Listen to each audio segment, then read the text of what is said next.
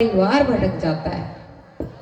यदि एक गुरु भटक जाए तो पूरा शिष्य समाज भटक जाता है। लेकिन एक छोटे से परिवार से शक्ति जो शुरू होती है वो नारी की होती है। वो शक्ति किसकी है? मां आदि शक्ति की, मां दुर्गा की, मां गौरी की, जिनके 3 रूप हैं। वो शक्ति सब नारियों में विद्यमान है। लेकिन कुछ नारियां भक्त बनती हैं।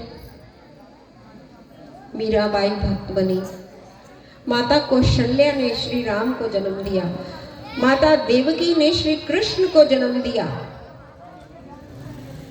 वो भी नारी थी। नारी ही राम को पैदा करती है, नारी ही रावण को पैदा करती है। तो शक्ति किसमें है? नारी में।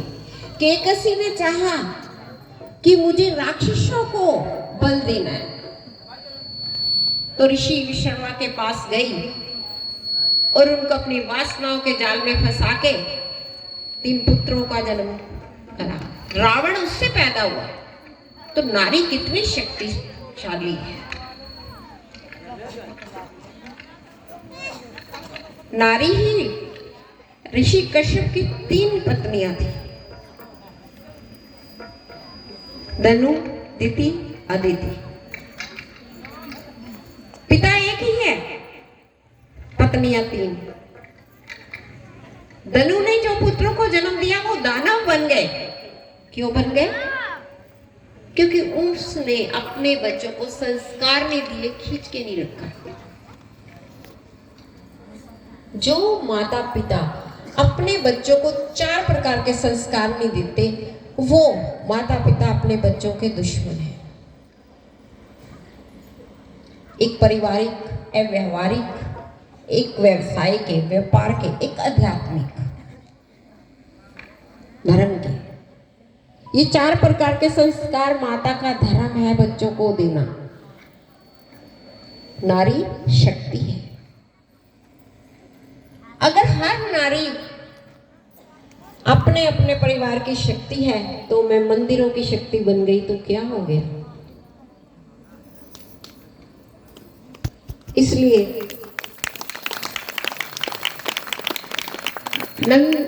मंदिर में अगर पुजारी है तो पुजारी नहीं है तो शक्तिहीन है वो मंदिर। तो मुझ पे सवाल क्यों उठाए जाते हैं? मेरा श्रृंगार है, इंडियन है, ट्रेडिशन है। मैं अपने शरीर को ढक के रखती हूं। मैंने इसमें ये कला सिखाई है कि सुंदर भी लग सकते हैं हम। श्रृंगार पे हमारा अधिकार है, लेकिन ऐसा श्रृंगार भी नहीं कि जो वासना प्रकट करे। तो मैंने अगर श्रृंगार कर लिया तो क्या बुरा किया? मैंने अगर चुनरी ओढ़ ली तो क्या बुरा किया?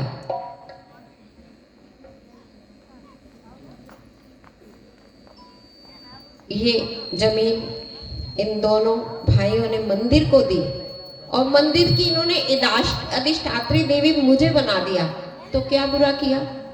क्या मैं मां नहीं हूं? क्या मुझ में ममता नहीं है? क्या मैं अच्छी इंसान नहीं हूं? क्या मैं एजुकेटेड नहीं हूं?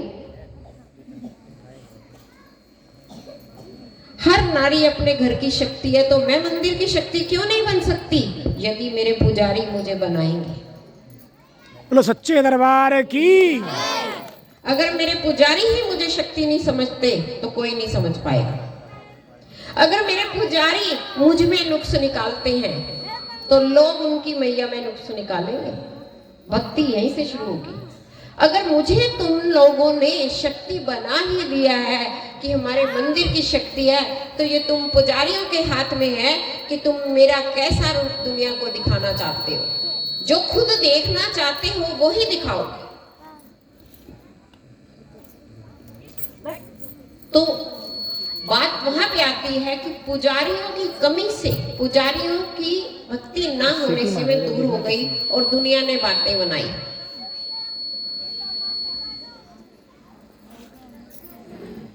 रामायण महाभारत रामलीलाएं देखते हो? देखते हो? जो उसमें राम जी बने उसके पैर छूते हो, जो उसमें सीता जी बने उनके पैर छूते हो, जो कृष्ण बने उन्हें मानते हो, जबकि तुम्हें पता है वो एक्टर है। फिर मैं तुम्हारे आगे बैठी हूं तो मुझे मानने में क्या एतराज है? अगर उनको मॉडल बना के फोटोएं खींची जाती हैं तो मेरी फोटो खींच के पोस्टर लग जाए तो इसमें कौन सी आपत्ति है? चाहे तुम सोचो ये रियल की शक्ति है, चाहे तुम सोचो एक्टिंग कर रही है, अरे अधिकार है मेरा। सत्यम परम धीमहि, अगर मैं सत्य हूं तो ऊपर से देवी देवता भी सिर झुकाएंगे। और जितना जिसके अंदर सत्य है उन सबको प्रणाम मेरा भी।